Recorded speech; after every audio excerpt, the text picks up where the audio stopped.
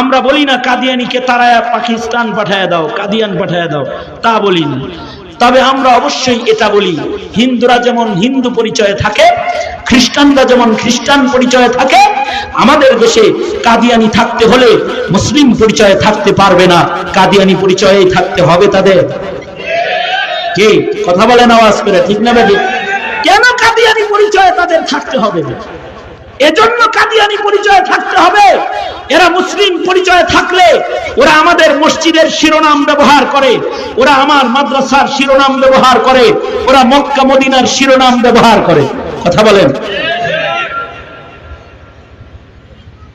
এটা ব্যবহারের মাধ্যমে মুসলিম, মূর্খ মুসলিম, যারা দিন জ্ঞান শূন্য মুসলিম, তাদের হৃদয়ে তারা মুসলিম স্বীকৃতি পেয়ে যায়।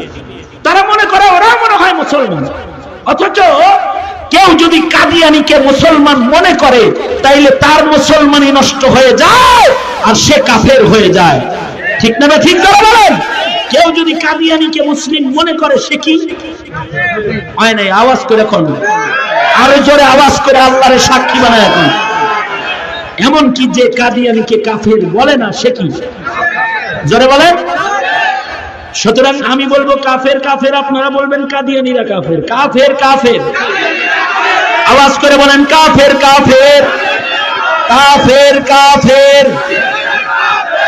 কারণ কাদিয়ানিকে কেউ যদি কাফের মনে না করে, তাহলে সে বেঈমান হয়ে যায়। কারণ আমার নবী শেষ নবী, কিয়ামত পর্যন্ত আমার নবীর পরে আর কোন নবী নাই। মা কানা মুহাম্মাদুন আবা আহাদিন মির রিজালিকুম ওয়ালাকিন রাসূলুল্লাহি ওয়া খাতামান নাবিয়্যিন ওয়া কানা আল্লাহু বিকুল্লি শাইইন আলীমা। আমার নবী শেষ নবী, আমার পরে আর কোন নবী নাই।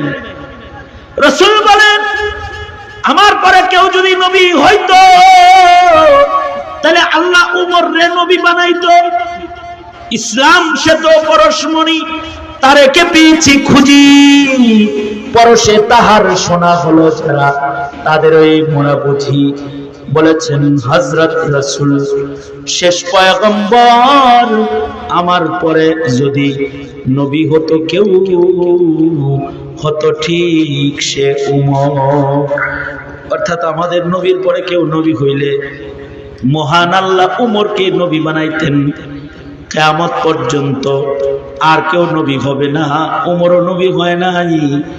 কিয়ামত পর্যন্ত পৃথিবীতে আর কোনো নতুন নবীর আগমন ঘটবে না। এমন ঈসা আলাইহিস সালাম জমিনে আসবেন, ঈসা নবী আমাদের নবীর নবুয়তকে মানবেন। আল্লাহর রাসূল বলেন, লাউ কানা মূসা হাইয়ান, ঈসার মতো যদি মূসাও জীবিত থাকতো, তাহলে মূসার জন্য ফরজ হয়ে যেত আমাকে মানা। কারণ আমার নবুয়ত জমিনে চলতি অবস্থায় আর কারোর নবুয়ত নাই। আমার নবুয়ত আসার পরে সকল নবীদেরও আমি নবীর নবুয়ত মানা ফরজ। আল্লাহু আকবার, জোরে করে বলেন আল্লাহু আকবার। এখন তোমার প্রধান উপদেষ্টা যে, সে কি বলছে জানো? এই যে বর্তমান প্রধান উপদেষ্টা, সে যেদিন আমেরিকা থেকে দেশে আসছে, সেদিন এয়ারপোর্টে নাইমা বলছে আহমদিয়া জামাতের অধিকার ফেরত দেব। ফতোয়া মোল্লার কাছে না চাইয়া তুমি নিজে চিন্তা করে দেখো গা, এই কথা বললে ঈমান থাকে না যায়? আর ঈমানদারি তো দুরস্থান।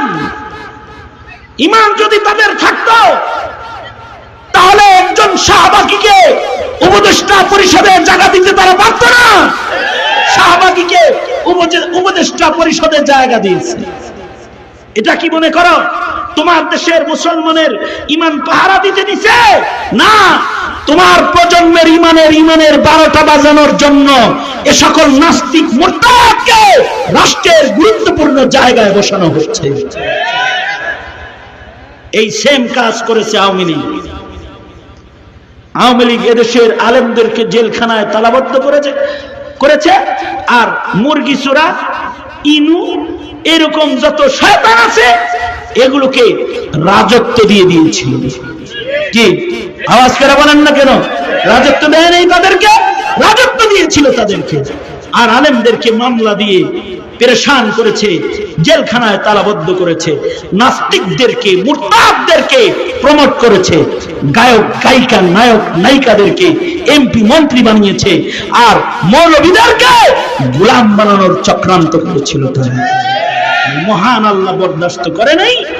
ছাত্র জনতা দিয়া নমরুদরে যেমন মশা দিয়া মারছে, ফেরাউনরে পানি দিয়া মারছে, আর জালিম সরকারকে ছাত্র জনতাকে কাগজ কলম রেখে স্কুল থেকে রাজপথে বের করে দিয়ে উপযুক্ত জবাব দিয়ে দিল্লি পাঠায় দিয়েছে।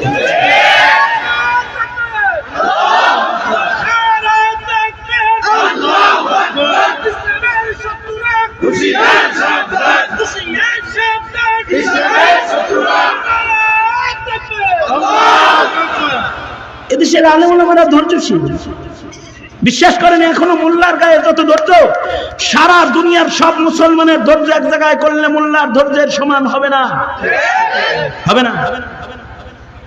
আমাগরে কি রাজাকার আজকে থেকে কয়? হ্যাঁ বয়ে রইছিস বেটা, এই মোল্লা মুন্সিরের রাজাকার কি আজকের থেকে কয়? মৌলবীদের রাজাকার কয় স্বাধীনতার পরের থেকে, ৭২ থেকে। সেই ৭২ থেকে মোল্লা করে রাজাকার কয়। এ পর্যন্ত মৌলবীরা কারোর মাথায় বাড়ি দেয় নাই, রাজাকার বলে বিদায়। কিন্তু একদিন খালি রাজাকার কইছে, একদিন রাজাকার কইছে, আর 12টা বাজে 13টা ঝুলাই দিছে, খাওয়ান পর্যন্ত খাইতে দেয় নাই। কত সুন্দর সুন্দর রান্না বাড়া করেছিল বলে খাবে, আন্ডা মাছ খান্ডা অনেক কিছু রেডি করেছিল খাইবার জন্য। এই সব ছাত্ররা যায় খাইছে, ওখানে যে দিল্লির প্রসাদ খেয়েছে, দাদি দিল্লির প্রসাদ খেয়েছে গিয়ে। আর মাছ তরকারি যা রান্না করছিল সব যায় ছাত্ররা খেয়ালাইছে। শুধু এইগুলা খাইছে তা না, হাসিনার বেডে জুতা শুদ্ধ যায় শুইছে, বেচারির হাঁসগুলা চুরি করে লয়ে গেছে, মাছগুলা পুকুর থেকে উঠে লয়ে গেছে, মুরগি লয়ে গেছে। একজনে বালিশ লয়ে যায়, কয় বালিশ বালিশ, গণভবনের বালিশ, পর্দা শুদ্ধা লয়ে গেছে, যা ছিল সব নিচে। এমনকি গণভবনের চতুর্দিকের ইট গুলাকে খুলে ফেলেছে।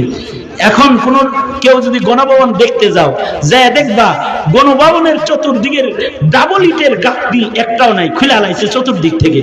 আমার মনে হয় এই ছাত্রগুলা যদি হাসিনারে যায় ভিতরে বসা পাইতো, তাইলে গায়ের চামড়া খোলা ফেলতো, তার চামড়া রাখতো না। কেন? কি অপরাধ? একমাত্র অন্যায় হলো আলেম বিদ্বেষী হওয়া, ইসলাম বিদ্বেষী হওয়া, একমাত্র অপরাধ। এদেশের শিক্ষা সিলেবাস থেকে সব সরায় দিয়ে ডারউইন, ট্রান্সজেন্ডার, সমকামিতা, গোমাতা প্রবেশ করায় আল্লাহ রসুল শিক্ষা সিলেবাস থেকে সরায় আনছে। সুন্দর সুন্দর তাহাজ্জুদের বর্ণনার ভাষণ দিছে, উপর দিয়ে ভানি ডালছে আর নিচ দিয়ে গুড়া কাটছে। আমরা বলেছি ট্রান্সজেন্ডার শিক্ষা দিও না, আমরা বলেছি ডারউইনের ভ্রান্ত মতবাদ পড়ায় না সন্তানকে। কেন পড়াও ডারউইনের ভ্রান্ত মতবাদ? ডারউইন পড়াইলে তো আমার ছেলেরা আল্লাহ ভুলে যাবে, আমার প্রজন্মের সন্তানদের দিলের ভেতরে আল্লাহর বিশ্বাস ঈমান থাকবে না, লা ইলাহা ইল্লাল্লাহ বলা ভুলে যাবে। কারণ ডারউইন পড়লে ওরা বুঝবে যে আমরা মানুষের বাচ্চা না, আমরা আস্ত বান্দরের বাচ্চা। কি কথা বলেন না কেন? আওয়াজ করে বলেন না কেন? মানুষ কি বানরের বাচ্চা? এই যুবক, আমরা কি বানরের বাচ্চা? তোমার তো বানরের বাচ্চা বানাইছে।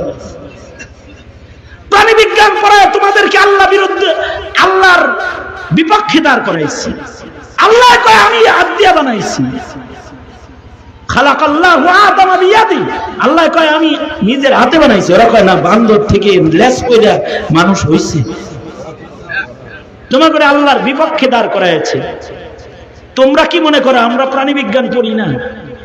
আমাদের মাদ্রাসায় প্রাণী বিজ্ঞানের এত বড় বই আছে, যত বড় বই তোমরা চোখেও দেখো না। আল্লাহ দিন বইয়ের নাম হায়াতুল হাইওয়ান, কিতাবের নাম কামালউদ্দিন দমেরি রহমাতুল্লাহ আলাইহি।